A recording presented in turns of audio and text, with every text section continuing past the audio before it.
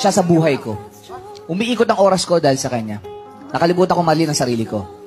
Hiniwalay niya ako eh. Iniwan niya ako. Nasa kalagitnaan ako ng trabaho. Pag uwi ko, wala na siya. Wala na yung gamit niya. Ang ginawa ko para malimutan siya, tinorture ko yung sarili ko. Torture na, ako to kung ano yung pinupuntahan namin, ano yung paborito naming music. Diba? Kung saan kami kumakain, kung saan siya nakatira. Kasi ginawa ko yun para yung love ko sa kanya, mas mangibabaw na yung galit. Kasi yung galit, mas madali mo siyang mapatawad. Eh. Pero yung love, mahirap mawala. Stage 2 ka. Diba?